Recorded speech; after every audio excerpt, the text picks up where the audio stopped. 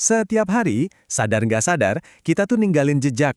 Bukan jejak di pasir, tapi di dunia digital. Sebuah bayangan yang nggak kelihatan, yang ngikutin setiap klik dan setiap gesekan jari kita di layar. Yuk, kita coba nyalain lampu dan lihat lebih dekat. Bayangan digital apa sih yang diam-diam ngikutin kita ini? Pernah nggak sih ngerasa gitu?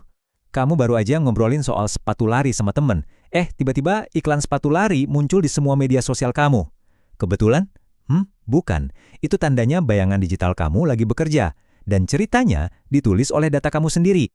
Soalnya gini, setiap interaksi digital kita, sekecil apapun itu tuh kayak nambahin satu titik data. Nah, titik-titik data ini kalau disambungin, bisa membentuk narasi yang lengkap banget tentang siapa kita. Pasti sering banget denger kan kutipan ini? Tapi ada satu bagian penting yang sering kelewat. Minyak mentah itu nggak ada gunanya loh kalau belum diolah. Sama persis kayak data kita. Data mentah itu berantakan, tapi begitu disusun dan distrukturkan, nilainya jadi luar biasa besar buat perusahaan. Coba bayangin deh sebuah buku catatan raksasa. Kamu nge-like foto kucing, coret, satu baris baru. Nyari resep nasi goreng di Google, tulis lagi baris baru. Beli pulsa online, ya jelas itu baris baru juga.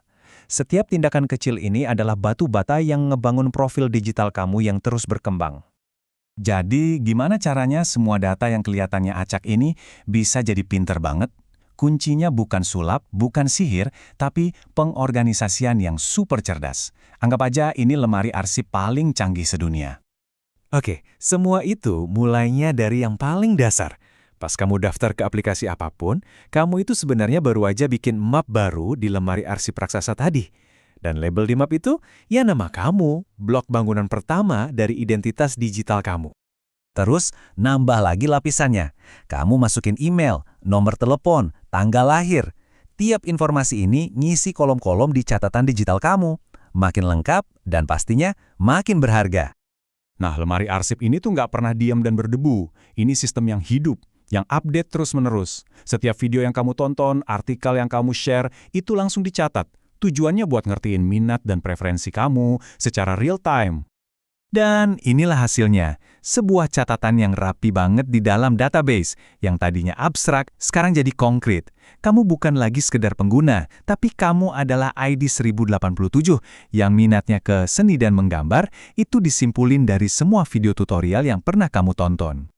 Penting banget buat kita ngerti ya, mesin itu nggak berpikir kayak kita. Dia itu cuma jago banget ngenalin pola.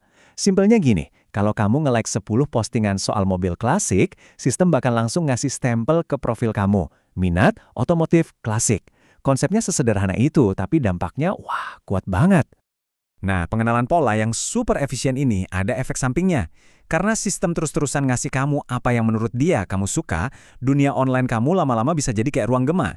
Kamu cuma lihat konten yang sejalan sama pemikiran kamu. Inilah yang kita sebut gelembung filter atau filter bubble. Nah, ini dia nih intinya. Data kamu yang udah tersusun rapi itu punya dua muka. Di satu sisi, dia itu bisa jadi pembantu yang keren banget. Tapi di sisi lain, dia bisa jadi pengaruh yang sangat-sangat persuasif. Yuk kita bedah dua sisi mata uang ini. Sebagai si pembantu, data itu mastiin semuanya presisi. Pesanan kamu nyampe ke alamat yang benar, transferan uang masuk ke rekening yang pas. Ini soal fungsi. Tapi, sebagai si pengaruh, tujuannya beda, yaitu personalisasi. Iklan yang kayaknya ngejar-ngejar kamu kemana-mana, atau rekomendasi video yang bikin kamu nggak bisa berhenti nge-scroll. Keduanya pakai data yang sama loh, tapi tujuannya beda jauh. Satu buat bantu kamu, satu lagi buat memengaruhi kamu. Ini contoh sempurna dari si pembantu lagi beraksi. Pertama, ID pesanan kamu itu ngehubungin profil kamu sama barang yang kamu beli. Kedua, data transaksi kamu nyambung ke sistem bank buat verifikasi. Terakhir, data pesanan yang sama dikirim ke database logistik, lengkap sama nomor resi. Semuanya ngobrol satu sama lain pakai ID unik tadi, biar nggak ada yang salah. Dan inilah yang bikin super apps kayak Gojek atau Grab itu bisa ada. Data yang terstruktur rapi ini jadi lemnya yang nyatuin semuanya. Tanpa ini, nggak mungkin layanan pesan makanan, transportasi, pembayaran, dan pengiriman bisa kerja bareng di satu aplikasi. Mustahil. Oke, setelah tahu semua ini, terus kita pasrah aja gitu? Tentu enggak. Nah, sekarang kita masuk ke bagian paling penting, apa yang bisa kita lakuin buat ngambil alih kendali bayangan digital kita ini? Di Indonesia, kita itu punya tameng hukum, namanya Undang-Undang Perlindungan Data Pribadi, atau UU PDP. Ingat ya, ini bukan sekedar saran, ini hak kita sebagai warga negara. Kamu berhak tahu data kamu dipakai buat apa, berhak ngelihat dan benerin kalau ada yang salah. Dan dalam kondisi tertentu, kamu bahkan berhak minta data itu dihapus. Ini adalah pertahanan pertama dan paling dasar yang kita punya. Oke, sekarang kita bahas 3 langkah praktis yang bisa kamu lakuin hari ini juga. Nomor 1, yang paling dasar tapi sering diremehin. Perkuat password kamu. Serius deh, pakai kombinasi huruf besar, kecil, angka, sama simbol. Anggap aja ini kunci gerbang utama ke semua data pribadi kamu. Nomor 2, tambahin gembok ekstra. Aktifin autentikasi 2 faktor atau two-factor authentication. Artinya, meskipun ada orang yang entah gimana caranya bisa dapat password kamu, mereka tetap gak bisa masuk. Kenapa? Karena mereka butuh akses fisik ke HP atau email kamu. Dan yang ketiga, ini yang paling penting, ubah kebiasaan. Sebelum asal klik tombol setuju, coba deh berhenti sebentar. Tanya ke diri sendiri, data apa aja sih yang gue kasih sebanding nggak sama layanan yang gue dapat? Jadi pengguna yang kritis itu benteng pertahanan data yang paling ampuh.